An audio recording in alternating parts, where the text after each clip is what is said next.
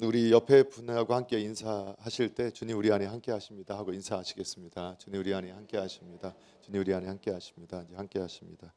네, 오늘도 예배 자리에 함께 하신 우리 모든 분들의 심령과 삶 속에 우리 아버지 하나님께로부터 은혜와 평강이 항상 넘쳐나기를 축원합니다. 오늘 우리 함께 히브리서 13장 5절 6절 말씀 함께 이렇게 봉독을 했는데, 이 말씀 중심에서 족한 줄로 알라라는 제목으로 말씀을 통해서 은혜를 받는 시간을 가지려고 합니다. 우리가 히브리서가 기록할 당시 예수님 믿으세요라는 말도 너무 어려운 말이었고, 또 예수님 믿겠습니다라는 말도 생명을 걸어야 할 수 있는 말들이었다. 기억하시죠?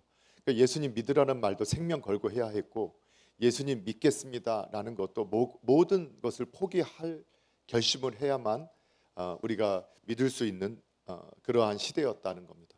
그 가운데 너무 고통스럽고 또 고난 가운데서도 참 신앙을 가지셨던 성도들은 끝까지 믿음을 지킬 수 있었는데, 그러한 분들에게 더욱 믿음을 지키고 교회당 안에 있는 종교인들이 흔들린다고 해서 참 신앙인들은 흔들리지 말고 끝까지 인내함으로 신앙에 승리하라고 권면을 한 후에, 그러니까 이 인내한다는 것이 소극적으로 그냥 참기만 하면 되는 게 아니라 오히려 13장에 와서는 구체적으로 조금 더 적극적인 주님 되심을 드러내는 성도의 삶의 모습이 있어야 한다.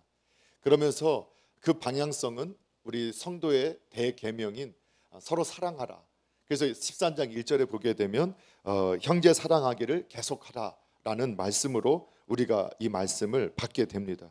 그때 이제 이 서로 형제가 서로 사랑하기를 계속하는데, 그래서 손님 대접하는 것을 게으리하지 말고 잊지 말아야 하고, 그리고 갇힌 자, 학대받는 자들을 돌보아야 한다.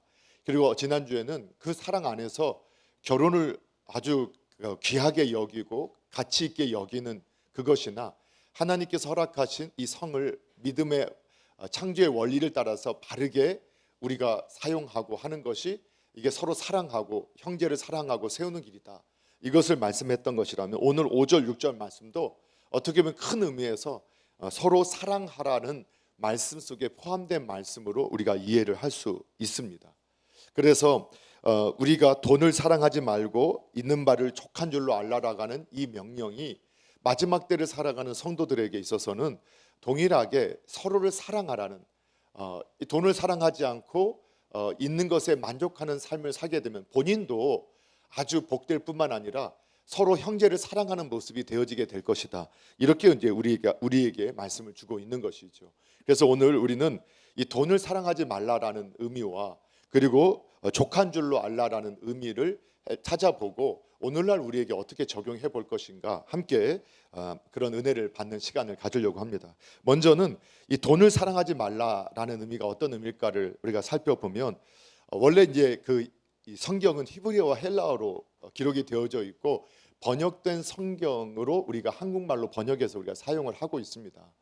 우리나라는 그래도 개역 개정판이나 개역 한글판 하나를 가지고 침례 교단에서 쓰는 성경 가도 세례만 침례로 바꿨을 뿐이지, 전체 일괄된 성경을 쓰기 때문에 저희들은 그래도 참 함께 말씀을 읽고 들을 수 있는 은혜가 있습니다. 근데 여러분, 여러 나라 보면 성경은 원어를 번역한 것이기 때문에 다양한 번역본들이 있습니다.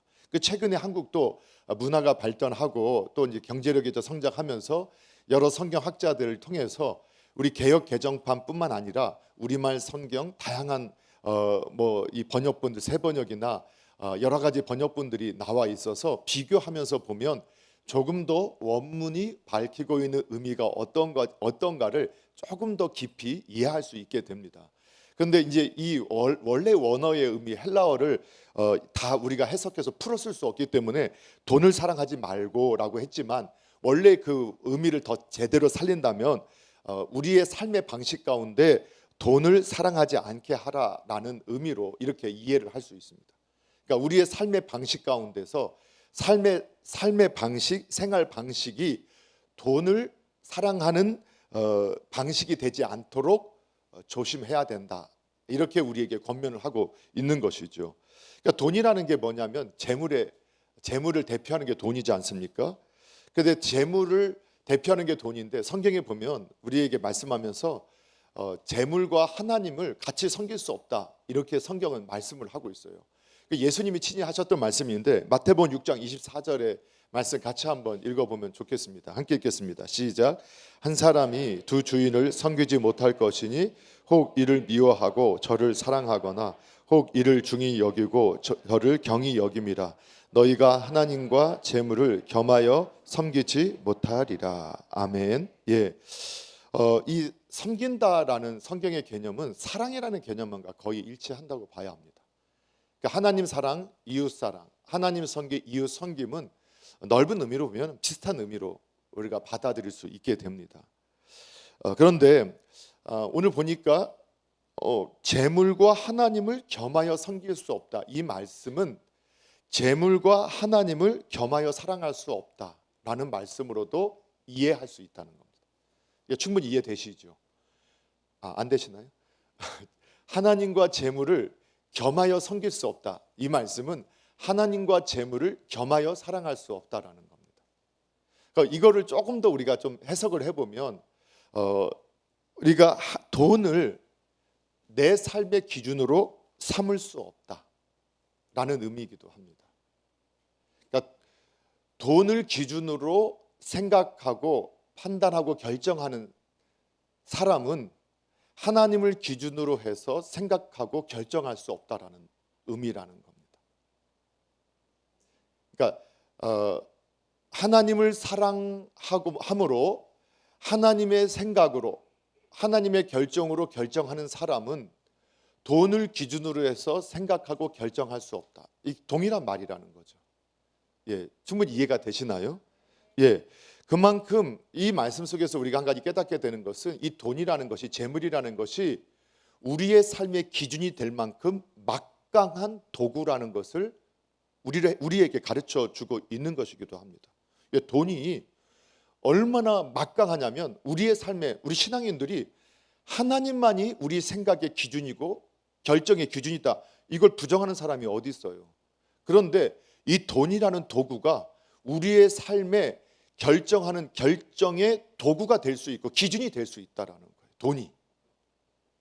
그래서 성경이 뭐라고 말씀하느냐, 이 돈이 막강한 이러한 영향력이 있기 때문에 하나님과 재물을, 돈을 함께 섬길 수 없다, 함께 사랑할 수 없다라고 이렇게 우리에게 경고해 주고 있는 것이죠. 여러분, 그래서 저와 여러분이 인정할 게 있어요. 그게 뭐냐, 돈이라는 것은요, 내 삶의 기준이 될 수 있다. 재물이 내 생각의 기준이 되고 내 결정의 재물이 돈이 될 수 있다, 이거를 우리가 인정하셔야 돼요.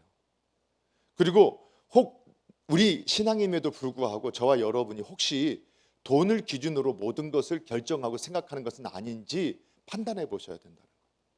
그렇다면 그거는 하나님을 섬기는 게 아닌 것이 되기 때문에 그때는 어떻게 되느냐, 하나님을 기준으로 생각하고 결정해야 된다, 이렇게 우리가 빨리 돌아와야 한다는 거예요. 그걸 우리에게 말씀해 줍니다. 사도 바울도 동일한 권면을 디모데에게 편지를 쓰면서 디모데전서 6장 10절, 이 말씀 너무 유명하죠. 같이 한번 읽어볼까요? 함께 있습니다. 시작. 돈을 사랑함이 일만하게 뿌리가 되나니 이것을 탐내는 자들은 미혹을 받아 믿음에서 떠나 많은 근심으로써 자기를 찔렀도다. 아멘. 그러니까 돈을 사랑함이 일만하게 뿌리다, 돈을 섬김이 일만하게 뿌리다, 돈을 기준으로 생각하고 결정하는 것이 일만하게 뿌리다, 이렇게 해석을 해도 다 맞다라는 거예요. 네, 이해가 되시나요?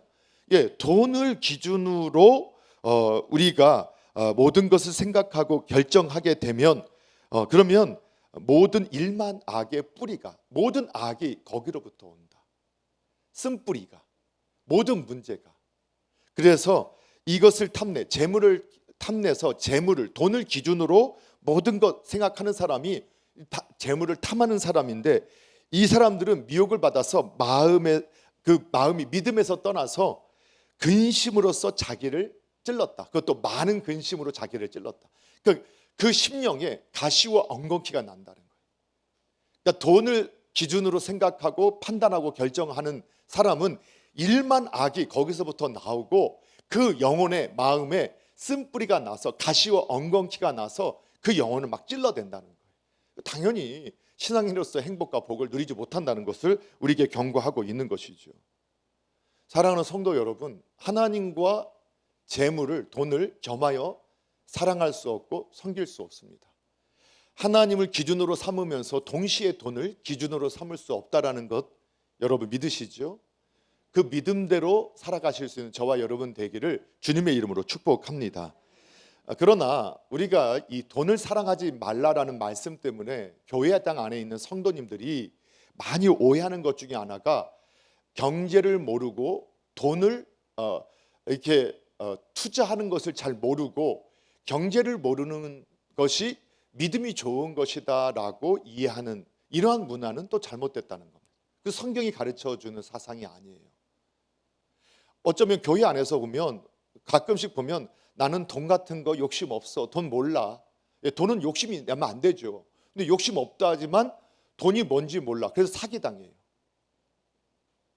그 돈을 잘 관리해서 잘 이렇게 그 관리해서 많은 수익을 가지고 아니면 저축을 통해서 그 이익을 가지고 하나님이 기뻐하시는 대로 사용을 해야 되는데 그냥 늘 그냥 돈을 항상 빼앗기고 바로 사용하지 못하고 쩔쩔매고 묶임당하는 그런 삶을 살게 되는 모습들을 저희가 보게 된다는 거죠. 자, 그래서 여러분 성경에서 돈을 사랑하지 말라라는 것은 돈을 기준으로 모든 것을 생각하고 결정하지 말라는 것이지 돈을 사용하고 활용하지 말라라는 의미는 아니라고 했습니다. 그래서 신앙인은 돈을 잘 사용하고 활용할 수 있어야 한다라고 성경이 우리에게 가르쳐주고 있다는 겁니다. 예. 그래서 여러분 하나님께서 사람을 처음 창조하실 때부터 하나님이 모든 것의 소유주가 되시고 모든 걸 만드신 소유주가 되시고 사람을 하나님의 형상을 따라 만들어서 생육하고 번성하고 땅에 충만하고 또 만물을 정복하고 다스려라. 그러니까 관리자로 맡기셨다. 청지기 정신을 크리스천들은 가져야 된다고 했잖아요. 그러니까 모든 것을 하나님께서 맡기셨으니까 내 건 아니지만 하나님 것을 하나님이 기뻐하시는 대로 잘 사용하고 활용해야 된다. 그것도 경제, 돈, 재물에 관한 부분도 마찬가지다고 성경이 말하는 거예요. 그래서 성경은 돈을 기준으로 결정하고 판단하는 게 아니라 하나님을 기준으로 해서 우리가 생각하고 결정하는 삶을 살아가야 되는데 그 돈도 하나님의 기준에 따라서 바로 사용하고 활용하는 사람들이 복이 있다라고 말씀해 주는 거예요. 저와 여러분은 열심히 재물을, 돈을 하나님이 기뻐하시는 대로 사용하고 활용하는 분들 되기를 주님의 이름으로 축복합니다. 그러면 하나님의 뜻대로 사용하는 게 뭐냐? 예, 넓게 말하면 하나님을 사랑하고 섬기는 데 쓰는 거예요. 하나님을 사랑하고 섬기는 데 쓰고 또 한 가지는 이웃을 사랑하고 섬기는 데 써야 한다는 겁니다. 그래서 이 땅에서 교회를 세우는 일에 그러면은 교회당을 세우는 것이나 또는 선교하는 일, 이 구제는 하나님 사랑, 이웃 사랑에 함께 결합되어져 있는 상황인데 이러한 모습들이 있어야 한다는 거예요. 여러분 우리가 출애굽기를 공부하면 출애굽기는 교회의 모형이라고 했습니다. 여러분 그러니까 우리가 출애굽할 때 애굽에서 나올 때 하나님께서 이스라엘 백성들에게 애굽 사람들에게 돈을 요구하라, 폐물을 요구하라고 했죠. 왜냐하면 노예 생활하면서 그냥 일했던 거 이제 다 그 값을 받아라 라고 하나님 언제나 수고의 값을 주시는 분이심을 우리에게 가르쳐 주시거든요. 근데 그 돈을 받아서 나왔는데 여러분 40년 동안 광야 생활하면서 돈 쓸 데가 있을까요, 없을까요? 거기 만나 매일 내리고 다 있는데 하나님 그거 왜 챙기게 했을까? 보니까 돈을 그 폐물을 사용하는데 딱 두 군데 나와요. 광야 교회에서. 그게 뭐냐? 우상을 만들 때. 우상 만들 때 금폐물 빼가지고 우상 만들어요. 그리고 또 한 가지 하나님의 성막을 지을 때 그때 하나님께서 내가 너에게 주었던 그것을 자원해서 네가 섬겨라 라고 해요. 그러니까 이게 신앙의 원리예요. 하나님께서 우리에게 주셨지만 하나님은 그것을 강제로 내놓으라 하지 않고 너희가 자원해서 내놓으라 이렇게 말씀하셨어요. 그래서 성막이 온전하게 지어질 수 있었거든요. 그래서 그게 바로 오늘날도 우리가 하나님을 사랑한다라는 것은 이 땅에 교회당 교회된 저와 여러분이 모일 수 있는 이 교회당을 세우고 또 교회의 어떤 제도들이 유지될 수 있도록 이 땅에서 교회당을 세우는 일에, 그리고 참된 교회, 저와 여러분을 훈련하고 성숙하게 하는 일에, 그리고 다른 교회를 우리로 불러들이는 전도와 선교하는 일에 우리가 물질을, 재물을, 돈을 쓸 수 있어야 된다는 거예요. 그렇게 쓰는 분을 하나님께서 기뻐하신다는 거예요. 예, 그래서 그걸 기뻐하세요. 여러분, 그렇게 사용하시는 분들이 복을 누린다는 거예요. 여러분, 그걸 믿으시나요? 네, 그렇게 사용하셔요. 감동만 받으면 안 돼요. 제가 신앙인들의 우리 신앙인들이 감동을 너무 쉽게 받아요. 그리고 감동받고 그거를 자신의 믿음이라고 생각해요. 그리고 만족해요. 근데 성경은 감동받는 대로 거둔다고 하지 않아요. 심은 대로 거둬요. 그러니까 말씀을 안 믿는다니까요. 참 신앙인들이요, 말씀을 안 믿어요. 말씀의 결과의 유익은 내가 얻기를 원하지만 말씀대로 안 살아요. 그런데도 이런 말씀을 들으면 우리가 감동은 받아요. 오, 놀라운데? 근데 감동 받았으니까 내가 그 수준이라고 착각을 해요. 그런데 그렇지 않아요. 심는 자가 거둔단 말이에요. 여러분, 그래서 하나님을 위해서 하나님의 몸된 교회를 세우고 교회를 확장하는 일에 여러분, 하나님께서 맡기신 그 재물을, 그 돈을 쓰실 수 있는 분들 되시기를 주님의 이름으로 축복합니다. 또 한 가지는 이웃을 사랑하고 이웃을 섬기는 데 써야 합니다. 그래서 이 구제는 하나님 사랑법이기도 한 동시에 이 땅에서 약한 자, 그 이웃을 사랑하는 법이기도 합니다. 여러분, 하나님이 다스리시지만 이 세상은요, 우리가 천국에 이르는 저 영원한 새하늘 새 땅에 이르기 전까지 이 세상에는요, 악한 시스템이 공중의 권세 잡은 자가 운영하고 있거든요. 그래서 주님이 온전히 재림하시기 전까지 이 땅에는요, 배고픔과 가난과 궁핍과 그리고 억울함을 당하는 일들이 계속해서 이 땅에는 발생할 수밖에 없어요. 그런데 그런 문제를 내 문제처럼 품고 이 억울한 일을 당한 사람을 돕고 가난한 사람을 돕고 심지어는 그가 게을러서라도 그가 너무 가난해지게 되거나 도박 때문에 가난해졌든 그래도 지금 당장 먹고 살 것이 없는 사람들을 도울 수 있는 사람은 누구냐? 하나님의 사람밖에 없어요. 그래서 하나님께서는 우리들에게 정말 하나님께서 맡기신 그 재물, 돈을 가지고 가난한 자를 정말 다시 하나님 나라가 임하기 전까지 이 땅에서는 배고픔과 굶주림과 이 고통당하는 사람이 있는데 그들을 돕는 일들을 우리에게 맡겨주셨다는 거예요. 그 돈을 왜 우리에게 맡겨주셨느냐, 재물을 왜 맡겨주셨느냐, 그 일 하라고 맡겨주셨다는 거예요. 그래서 우리는 끊임없이 가난한 자 도와야 돼요.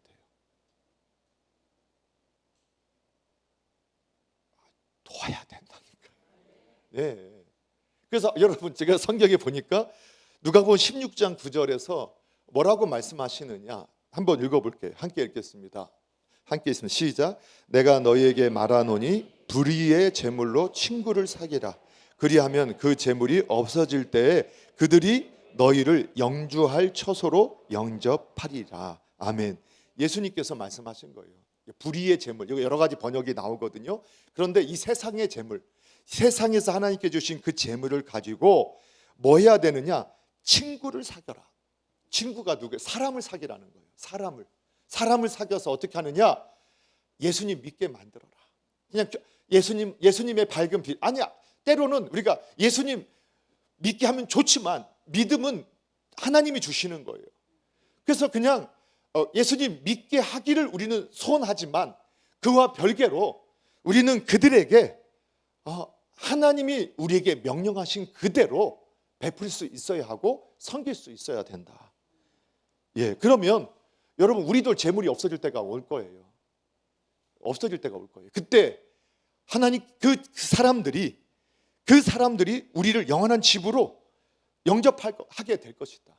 마지막 때의 모습이기도 하고 이 땅에서 어려움을 겪을 때 결국은 하나님께서 하늘에서 돈이 떨어지게 하거나 하나님께서 하늘에서 이적과 기적을 베풀어서 우리 마음에 평강을 주시지만 하나님이 우리를 연단하시는 것도 사람으로 연단하시지만 우리에게 복을 베푸시고 누리게 하실 때도 사람을 통해서 하세요.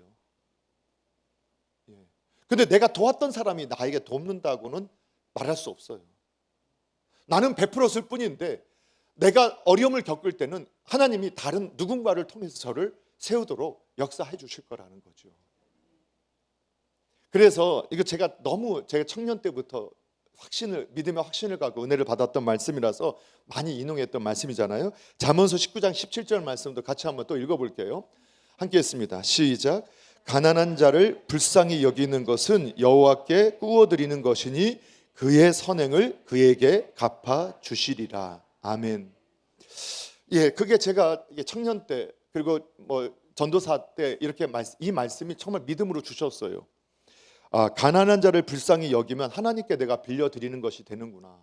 그리고 하나님이 갚아주시는구나. 내가 가난한 자를 위해서 내가 쓰는 건 절대로 헛되지 않겠구나. 그 믿음을 주셨어요. 그래서 없을 때는 청년 때나 사역 시작할 첫 전도사 때 같으면 이렇게 풍족하지 않을 때 잔돈도 많이 갖고 다녔고요. 1,000원짜리, 5,000원짜리 이렇게 항상 갖고 다녔어요. 그럼 그때 이렇게 차 타면 제가 안양에 사는데 그 차 타면 꼭 타가지고 불쌍하게 막 달라고. 처음에 막 그냥 그걸 하니까 500원짜리도 주고 좀 하면 감동되면 1,000원짜리도 주고. 그리고 정말 이제 가다가 사회 단체나 이런 데서 하면 그냥 5,000원짜리 꺼내서 딱 주기도 하고. 그 수준에서는 저한테 그 당시에는 5,000원이 저한테 너무 큰 돈이었거든. 그렇게 하다가 조금 이제 하나님께서 제가 기회 사역들을 더 감당하게 하면서 생활비도 더 풍족하게 될 때 조금씩 10,000원, 근데 또는 20,000원, 또는 30,000원, 50,000원, 100,000원 여러 교회에 굳이 헌금하는 것이 아니라 저 개인적으로 계속해서 그걸 늘려왔어요. 하나님께서 저에게 수익을 늘려줬어요. 근데 그거 저도 그냥 누군가의 감동을 받았기 때문이거든요. 어떤 우리 믿음의 선배님이 그렇게 살았대요. 자기 생활비는 항상 동일하고 주신 것 가지고 계속 또 하나님을 다 썼다라는 하는데 저는 그렇게까지 못하겠더라고요. 예. 주신 만큼 저도 좀 더 많이 쓰고 그리고 좀 더 베풀어야겠다. 그런데 그래서 이렇게 늘려왔거든요. 자, 그렇게 해왔는데 정말 하나님께서 풍족하게 항상 채워주셨던 것 같아요. 부족함이 없었던 것 같아요. 그런데 이 말씀을 제가 처음에는 내가 주님께 빌려줘 주님이 갚아주실 거야 라고 했는데 여러분 제가 이 의미를 어느 순간 하나님께서 너무 깊이 깨닫게 했던 것이 뭐냐면 우리나라 초대 교회사에 우리 조선 땅 말기에요. 미국에서 영국이나 독일에서 이런 전하는 1파운드 아니면 1프랑 아니면 1달러가 우리나라 한 가족의 한 달 생활비였단 말이에요. 지금 우리가 이 어려운 시기에도 베트남, 네팔, 인도에 있는 우리 수원하는 자녀들 3만 원씩 보내잖아요. 그게 그 아이의 한 달에 그 섬기는 비용이 그게 다 되거든요. 우리 하루 정도 식비를 아끼는 비용이 우리한테는 그냥 하루 우리가 함께 식사라면 그 아이한테는 한 달에 생활비고 생명값이고 목숨값이에요. 그래서 하나님께서 우리에게 우리가 이 사람한테 5,000원 빌려주니까 하나님이 나중에 나한테 5,000원 갚아주는 게 아니라 내가 그 5,000원을 나는 그냥 나도 없었지만 하나님 말씀대로 5,000원을 지금 버져서 그분이 그걸 가지고 생명을 유지할 수 있었다면 그 생명값으로 하나님께서 나에게 돌려주시는구나. 그걸 이제 우리가 확신해야 된다는 거예요. 여러분, 그래서 여러분 가난한 자를 돕는 분들이 되셨으면 좋겠어요. 예, 역시 나중에 돈 벌고 하지 마시고 지금 교회 구제 헌금도 있어요. 그래도 매월 첫 주 우리 교회당 안에 있는 연약한 분들 그래도 20여 명, 30여 명 이렇게 우리가 후원하잖아요. 이름을 우리가 밝히지 않죠. 그러나 매달 우리가 늘 섬기고 있어요. 근데 꼭 교회당 안에서만 하는 게 아니라 때로는 우리 가족, 친척들 중에서 어려운 분들, 멀리 있는 분이 아니라 먼저는 내 가장 가까운 가족, 친척들 분들 중에서 아니면 요즘에 아주 복지관이나 사회단 나는 거기 가서 시간을 드릴 수는 없지만 내가 몸을 들여서 함께 봉사 못하지만 그 재물을 드릴 수 있다면 여러분 정말 건강하고 믿을 만한 데를 잘 찾으셔서 왜 했더니 막 다 속이더라 뭐다. 속이는 놈이 나쁜 놈이지. 죄송합니다. 이런 악한 말 했으면 안 되죠. 속이는 사람이 나쁜 사람이지. 섬기는 사람은 나쁜 사람 아니에요. 그리고 물론 그래서 우리가 뱀처럼 지혜롭게 잘 찾아봐서 정말 바른 곳에 보낼 수 있도록, 작은 거라도, 우리한테는 정말 큰 돈이잖아요. 그 보내는 거 작은 거 아니잖아요. 그렇게 잘 조사해서 섬길 수 있기를, 정말 그럼 주님이 갚아주신다는 거예요. 그래서 여러분, 신앙 안에서 가끔 무소유는 정말 성경이 아닙니다. 그거는 불교예요. 여러분, 무소유를 없는 게 복되다. 그거는 심령이 가난한 게 복되다는 거예요. 심령이 가난한 거 뭐냐? 나 하나님 없이면 못 살아. 그거는 소유가 있고 없고의 문제가 아니라, 소유가 많든 적든가 나 하나님 없으면 못 살아요. 이게 심령이 가난한 사람이에요. 그러니까 자꾸 초대교회 사도행전 2장에 나타나는 놀라운 이적을 보면서, 그걸 보면서 무소유했다. 초대교회 누군 무소유예요? 다 소유했어요. 무소유라는 건 다 팔고 나 산속에 들어가서 아무것도 없어. 그런데 그분들도 나중에 보니까 다 하더라고요.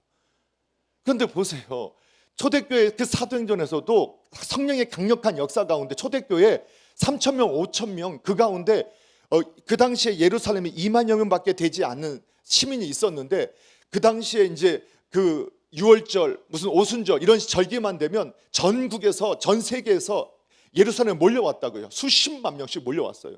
그러면 거기서 은혜 받았던 3,000명, 5,000명, 남자만 3,000명, 5,000명. 그럼 예루살렘 인구만큼 그냥 머무는 거예요. 그 땅에 남아 있었던 거예요. 그 사람들이 어떤 일을 하겠어요? 그러니까 그 땅에서 뭐 팔 것이 있는 사람들이 자기 걸 팔아서 그 교회를 섬겼던 거예요. 그리고 헌금하고 난 다음에 땡자땡자 놀았냐? 그러면 나는 다 팔았으니까 광야에서 난 금식하면서 굶주리면서 이렇게 했냐? 아니요.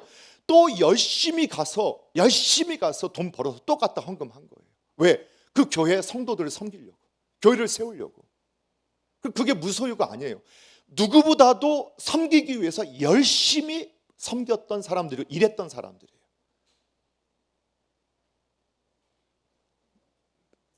안 믿으세요? 맞다니까. 무소유 아니에요. 여러분, 그래서 신앙 안에서 무소유를 주장하는 게 굉장히 거짓이에요. 하나님께서 우리에게 다 주시는 분이라고 말씀하셨고, 주님께서 우리에게 맡기셨단 말이에요. 그래서 성경에 보면 100배, 60배, 30배 주기를 원하시는 분이시고, 달란트 비유를 통해서 열심히 하는 사람에게 더 많이 맡기시는 분이라는 것을, 그리고 그분이 정말 많이 맡기시기를 원하시는 분인 걸 말씀해 준단 말이에요. 무소유 아니에요. 그리고 청부론이라고 해서 깨끗하게 벌어서 깨끗하게 쓰면 된다. 그러면 그런 부자가 돼야 된다. 여러분, 청부론도 좀 조심해야 돼요. 성경에 보면 부라는 것은 재산의 유무가 아니에요. 정확하게 본다면, 물론 재산이 늘어나는 걸 하나님께서 말씀하세요. 그런데 깨끗하게 벌어서 깨끗하게 쓰기만 하면 다 되는 거다. 깨끗하게 벌어서 깨끗하게 쓰면 된다. 그럼 언제까지, 어떻게 거는 게 깨끗한 거냐? 어떻게 쓰는 게 깨끗하게 쓰는 거냐? 성경에 보면 하나님께서 어느 시대는요, 부와 명예를 신앙인들에게 허락할 때가 있어요. 다니엘 같은 사람이 얼마나 놀라운 부와 명예를 누렸겠어요. 다윗이 얼마나 놀라운 부와 명예, 솔로몬이 한 끼 식사로 얼마나 많은 소와 양을 잡고 얼마나 많은 부를 누렸어요. 부를 누리는 게 잘못된 거 아니라고 성경이 가르쳐 준다니까. 근데 어느 시대는 정말 믿음의 사람들이 없이 살아요. 여러분, 우리 히브리서가 기록될 당시에 믿음 때문에 모든 걸 다 빼앗겼다니까요. 근데 그들이 가난하게 살았느냐? 아니요. 그 마게도냐 성도들은 예루살렘 교회가 흉년이 드니까 그들이 극심한 가난 가운데서도 풍부한 연보를 해서 그들을 구제했다니까요. 정말 부자로 살았던 거예요. 그래서 청부론이 뭐냐? 신앙에서 우리에게 가르치는 건 뭐냐? 오늘 하나님께서 저에게 주신 것 가지고 잘 섬기는 거예요. 잘 사용하는 사람, 잘 활용하는 사람이 부자예요. 안 믿으시는 것 같네. 옆에 분하고 서로 인사 좀 해주세요. 부자로 살겠습니다. 부자로 살겠습니다. 부자로 살겠습니다. 우리가 그러니까 하나님의 뜻대로 사용하는 것, 활용하는 것이 부자로 사는 거예요. 그게 부유한 거예요. 여러분, 나중에 다 모아놨다가 나중에 하겠다. 그 성경 계속 말씀하잖아요. 오늘 밤 네 영혼 취하겠다. 그러면 네가 지금 모아놓은 거 누가 쓸지 너 어떻게 아니? 이렇게 말하는 거거든요. 그래서 사랑하는 성도 여러분, 저와 여러분요, 부자로 사십시오. 하나님 나라의 부자로. 지금 오늘 하나님을 사랑하고 이웃을 사랑하고, 그리고 하나님을 섬기고 이웃을 섬기는 일에 우리가 재물을, 돈을 우리가 던질 수 있다면, 사용할 수 있다면 그분이 부자로 살고 있는 거예요. 그런 분에게 하나님께서 하늘의 문을 여실 것이고, 그리고 더 충성된 종에게 더 맡기시는 하나님의 역사를 간증하게 될 것이다, 저는 확신합니다. 그런 은혜가 있기를 바랍니다. 그래서 한 가지, 이 부는 주님이 주시는 거란 말이에요. 허락하신 것을 누릴 수 있어야 되는 거죠. 잘 활용해야 돼요. 그렇기 때문에 여러분, 투기와 투자를, 경제를 모르고 부동산을 모르는 게 믿음 좋은 거 아니에요. 그런 말에 속지 마세요. 난 부동산 같은 거 몰라요. 나는 주식 같은 거 몰라요. 그게 믿음 좋은 거 아닙니다. 저는 그런 관심 없어요. 그게 믿음 좋은 게 아니다. 여러분, 기억하셔야 됩니다. 그런데 우리가 돈을 사용해야 되고 활용하려면 어떻게 사용하고 어떻게 활용하는데, 목적은 알았어요. 이제 하나님을 사랑하고 이웃을 사랑하고 하나님 섬기고 이웃 섬기는 데서 해야 돼요. 그러면 그 돈을 잘 관리해야 될 거 아니에요. 똑같은 돈을 맡겼는데 어떤 사람은 10배를 남기는데 어떤 사람은 하나도 지키지 못해요.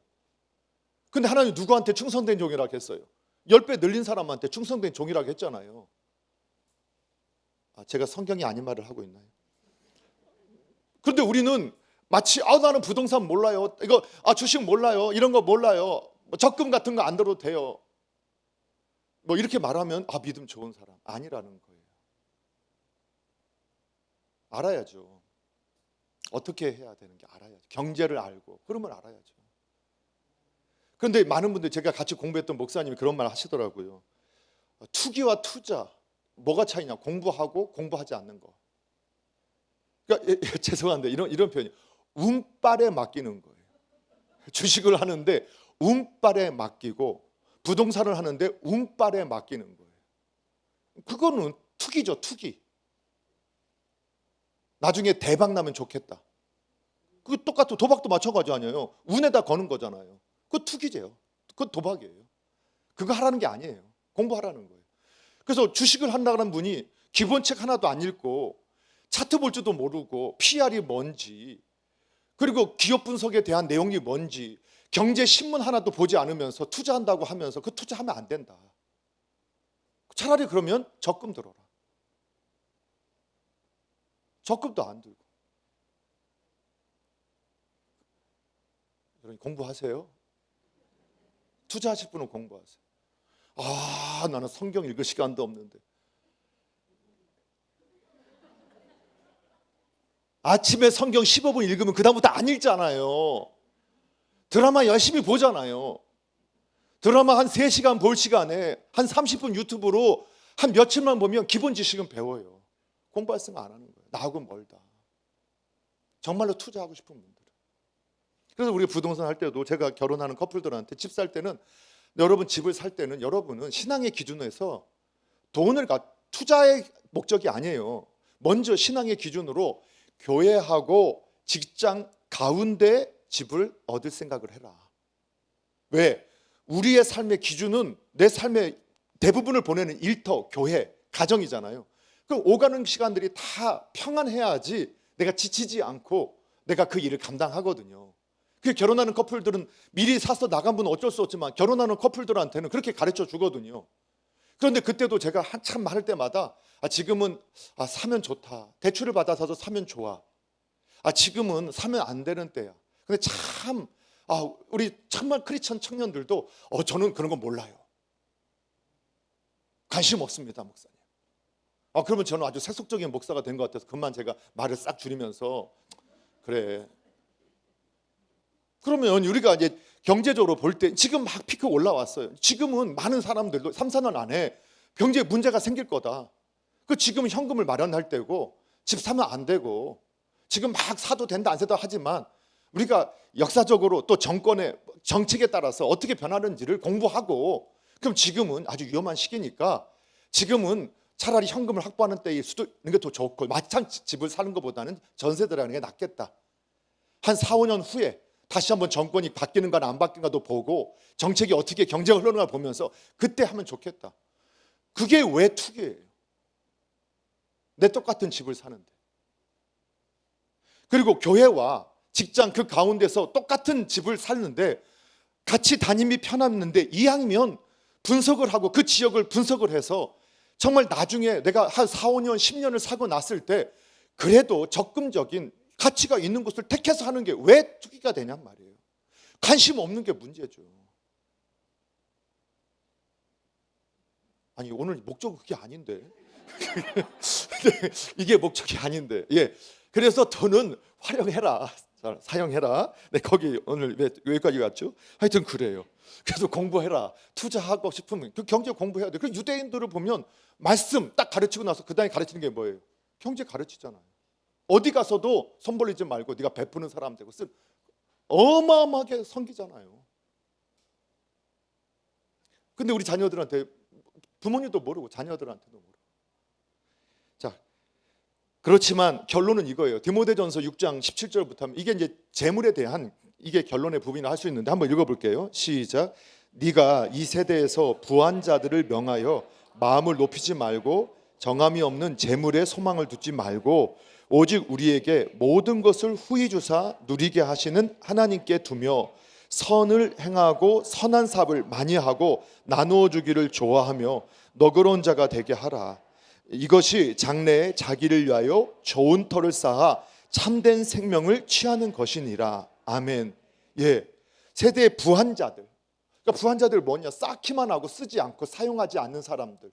하나님과 이웃을 사랑하고 섬기는데 사용하지 않는 사람들을 명해서 정함이 없는, 흔들리는, 기준이 될 수 없는 재물을 소망으로 삼지 말라. 재물을 기준으로 삼는 삶 살지 말고 후히 주시고 누리게 하시는, 오히려 누리게 하시는 하나님께 소망을 둬라. 그리고 선을 행하고 선한 사업을 많이 해라. 나누어 주기를 좋아해라. 좋아하십시다. 네, 좋아했으면 좋겠어요. 네, 좋아했으면 좋겠어요. 그러면 장래에 자기를 위하여 좋은 터를, 말씀이거든요. 말씀을 믿으세요. 여러분, 오늘도 감동만 받지 마세요. 감동만 받지 마세요. 심으세요. 말씀대로 따라가 보세요. 얼만큼 하냐? 이거는 본인의 믿음의 분량과 나의 상황을 가지고 각자가 단독자로 하나님 앞에서 판단할 부분이에요. 예, 그것도 설명드릴게요. 자, 두 번째, 그 족한 줄 알아라. 우리가 그렇게 돈을 기준으로 삼지 않는 삶을 살기 위해서 오늘 성경이 뭐를 권면하느냐? 예, 족한 줄을 알래요. 족한 줄을 알아라. 족한 줄을 알아. 이게 만족하는 삶을 살아라는 거예요. 자족하는 삶, 스스로 만족할 줄 아는 삶을 살아라는 거예요. 그래서 우리가 이 말씀 많이 하죠. 빌립보서 4장 11절에 이 말씀 많이 알죠. 내가 궁핍해서 말하는 게 아니에요. 어떤 형편에서도 나는 자족하기를 배웠다라고 말해요. 사도 바울이 고백이잖아요. 사도 바울이 후원자도 많았어요. 그가 선교 여행 떠날 때 루디아나 많은 교회에서 그를 후원해 줬어요. 그런데 어떨 때는 후원이 없을 때도 있었어요. 그래서 있을 때는 있는 걸 가지고 하나님의 나라를 위해서 최선을 다했었고, 없을 때는 굶는 것을 밥 먹듯이 하면서도 그가 뭐라고 했느냐? 그 가운데서도 나에게 주어진 그 상황에서 난 자족하기를 배웠대요. 이건 배워야 되는 거예요. 배워야 되는 거예요. 자족하기를 결심한 거예요. 배워야 되는 거예요. 하나님께서 나한테 꼭 필요한 걸 주셨어. 믿음이에요. 그리고 거기서 자족하기를, 스스로 만족하기를 배웠대요. 그래서 사도 바울이 디모데에게 똑같은 말을 해요. 디모데 6장이 이 물질에 관한 것을 계속 말씀하잖아요. 6장 6절 이하에 보면 이렇게 나와요. 같이 한번 읽어볼게요. 시작. 그러나 자족하는 마음이 있으면 경건은 큰 이익이 되느니라. 우리가 세상에 아무것도 가지고 온 것이 없음에 또한 아무것도 가지고 가지 못하리니 우리가 먹을 것과 입을 것이 있은즉 족한 줄로 알 것이니라. 아멘. 예, 여러분, 자족하는 마음이 있으면 경건이 큰 이익이 돼요. 뿐만 아니라 우리가 공술의 공수거, 빈손으로 왔다가 빈손으로 간다, 이 말이 성경의 말씀이라는 거예요. 우리 올 때 그냥 왔지만 갈 때도 그냥 갈 거라는 거예요. 그래서 오늘 먹을 것 입을 것 있다면 하나님 사랑하고 섬기고 이웃 사랑하고 섬기는 일에 쓸 수 있다, 사용할 수 있다, 이렇게 결심을 해야 되는 거예요. 뭐 아멘을 안 해도 그래요. 근데 만족하려 하면 그 만족하면 또 어떤 게 필요할까? 제가 이제 말씀을 묵상하다 보니까 역시 여기도 자족하는 마음 가운데 뭐가 있으면 안 되냐? 비교하면 안 돼요.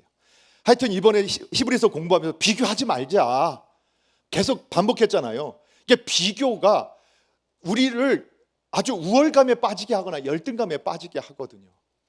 그렇죠? 여러분, 네팔이 우리 국가별 행복지수 이렇게 항상 통계내잖아요. 한참 네팔이 항상 행복지수 1위, 세계에서 가장 가난한데, 그래서 가난해도 행복할 수 있다, 그렇게 막 이렇게 특히 이제 선동하는 사람들이 항상 그 예를 끄집어냈거든요. 이게 시간이 지나면 진리는 다 드러나요. 2022년도 통계를 제가 찾아봤어요. 네팔이 몇일것 같아요? 혹시 찾아보신 분 계세요? 네팔이 몇위쯤 될 것 같아요? 네팔이 불과 몇 년 전에 1등이었단 말이에요. 그걸 가지고 네팔 봐라, 가난해도 우리 행복하게 살 수 있어, 이렇게 말했단 말이에요. 지금 네팔이 몇 위 정도 하는 것 같아요? 올해 84위요. 그 이유가 뭐냐 봤더니 핸드폰이 보급됐기 때문에. 스마트폰이 딱 보급되고 나니까 전 세계의 삶이 지금 다 드러나는 거예요. 그걸 보니까 우리가 속았네. 거기 완전히 카스트 제도가 여전히 갖고 있거든요. 거기에 네팔의 부자들은 한국의 부자들 뺨치는 부자들이 어마어마하게 많거든요. 그런데 불가촉 천민으로 태어난 사람들은 그걸 운명, 숙명으로 여기고 살았어요. 그리고 그걸 만족하게 살아야 다음 세계 종교의 영으로 내가 여기서 만족하고 내가 여기서 기쁘게 살아야 다음 세계에서 윤회해서 다시 태어날 때 좋은 곳에 태어날 수 있어, 이렇게 믿게 만들었단 말이에요. 그걸 믿으면서 살았어요. 그러니까 그냥 만족하며 산다고 해야 되는 거예요. 그렇지 않으면 다음 세대도 또 이렇게 태어날 거니까. 그런데 세상 사는 걸 딱 보고 나니까 이렇게 사는 게 다 맞는 게 아니었구나. 여러분, 비교하니까 그렇게 됐다는 거예요. 비교해보니까 만족도가 사라져요. 그런데 실제로 그들은 사실은 너무 억압받고 산 거예요. 어둠의 영들에게, 종교의 영에. 그걸 우리가 깨달아서 복음을 전해서 그걸 깨워주는 역할을 하는 거예요. 그거를 내버려 두는 것이, 자연스럽게 그들이 원하는 대로 사는 게 내버려 두는 것이, 그게 서로 상호주의고 한다, 모르겠어요. 노예로 사는 것도 태어난 걸 그 숙명처럼 여겨라? 아마 그 시대에 만약에 그런 윤리가 지금까지 있었으면 여기서 양반 거의 없을걸요? 우리 여씨도 맨날 양반이라고 하는데 제가 알기에는 그렇지 않아요. 저 여기 뭐 있었을 거예요. 그랬을 거예요. 그래서 비교하면 안 돼요. 비교하면 안 돼요. 선한 것도 비교하지 마세요. 아까 제가 그랬잖아요. 저 정말 많이 섬겨요. 믿어주세요. 네. 근데 액수를 제가 말하지 않을 거예요. 그 기준이 아니거든요. 더 많이 하는 분은 그거밖에 안 해? 이렇게 할 수도 있고, 더 적게 하는 분들은 저렇게까지 할 수 있어? 또 해석도 다르게 될 수 있거든요. 인간은 악해요. 그렇게 봤는데 그거밖에 못해? 그 정도 받으니까 그만큼은 하지. 사람은 선하지 않아요. 비교하면서 도전을 받고 내가 더 잘하려고 하는 사람이 있는 게 아니라 열등감과 우월감에 빠져 교만해지는 것이 인간의 속성이 더 많아요. 제가 그걸 많이 깨닫게 돼요. 선한 것도 그래서 주님의 영광을 위해서만, 주님의 이름으로만. 중요하지 않아요. 얼마를 하느냐, 어떻게 하느냐 중요하지 않아요. 하는 게 중요해요. 믿으시죠? 오늘부터 이제 5,000원짜리 1,000원짜리 다 갖고 다니세요. 그리고 주변에 정말 이제 우리나라가 이제 커피 한 잔만 아껴도, 정말 커피 한 잔만, 한 달에 한 잔, 두 잔만 아껴도 고아원이나 복지관이나 홀 어머니들 보낼 때 참 많아요. 컴펜션이나 그런 데가 가장 많이 그들의 후원자에 가거든요. 그리고 기아대책, 그래도 기아대책 하는 거거든요. 가장 많은 비용이 거기로 가니까. 다른 데는 그냥 그만해요. 그래도 안 하는 것보다 낫죠. 속을까 봐 못한다. 아까 얘기했죠. 속이는 분이 나쁜 거지. 우리가 선하게 쓰려고. 그래서 조금이라도 갈 수 있으니까요. 그렇게 살기 위해서 필요한 게 오늘 5절 6절에 나오잖아요. 그래서 한 가지 믿음이 필요해요. 5절 6절 같이 한번 읽어보겠습니다. 함께 있습니다. 시작. 돈을 사랑하지 말고 있는 바를 족한 줄로 알라. 그가 친히 말씀하시기를 내가 결코 너희를 버리지 아니하고 너희를 떠나지 아니하리라 하셨느니라. 그러므로 우리가 담대히 말하되 주는 나를 돕는 이시니 내가 무서워하지 아니하겠노라. 사람이 내게 어찌하리요 하노라. 아멘. 여러분 이 시대에 여러분 만약에 정말 이 성경이 기록할 당시에 예수님 믿으면 모든 걸 빼앗기고 정말 도망다닐 수밖에 없는 상황이에요. 그러면 잘 모아놨다가 위기의 순간에 그걸 잘 써라 이렇게 해야 될 것 같은데 그러지 않는 거예요. 그 두려움이 있다는 거 인정하는 거예요. 그런데 이 믿음을 가지고 오늘 말씀대로 살아가라. 오늘을 부하게 살아라. 이렇게 말씀을 하는 거예요. 그러면 하나님께서 어떻게 하느냐? 하나님 지켜주신다는 거예요. 하나님이 결코 너를 떠나지 않겠다. 그리고 나를 돕는 이시가 내게 나와 함께 하시는데 내가 무엇을 무서워하겠냐? 사람이 내게 어찌 알고? 이 믿음을 가지라는 거예요. 여러분 저희가 준비하지 말라는 게 아니에요. 우리가 계획한 대로 인생이 펼쳐지지 않아요. 하나님이 우리를 인생을 붙들고 계시고 인도해 주세요. 그리고 잘 되도록 우리에게 복 주시길 주님 원하세요. 그러니까 그분을 의지하세요. 그것이 가장 복된 길이에요. 그분의 말씀대로 순종하시는 길이 가장 복되게 사는 길이에요. 우리가 흩어구지해도 가난해지지 않아요. 부해지는 사람이 있고 모아도 부해지지 않는 사람이 있어요. 가난해지는 사람이 있어요. 여러분 성경을 믿으세요. 하나님을 믿으세요. 그리고 하나님 말씀대로 순종하세요. 그럼 우리 미래의 두려움, 혹시 내가 버림받을까? 혹시 나중에 우리가 잊혀질 바 될까? 아니요, 잊혀지지 않게 하나님께서 하실 거예요. 예. 비교하지 마세요. 비교하는 마음 사로잡히지 마세요. 그래서 여러분 하나님께서 뭐라고 말씀하세요? 최근에 바이블 타임 이사야 다 읽으셨죠? 이사야 49장 15절에 정말 유명한 말씀이죠. 같이 한번 읽어볼게요. 없으면 제가 읽을게요. 시작.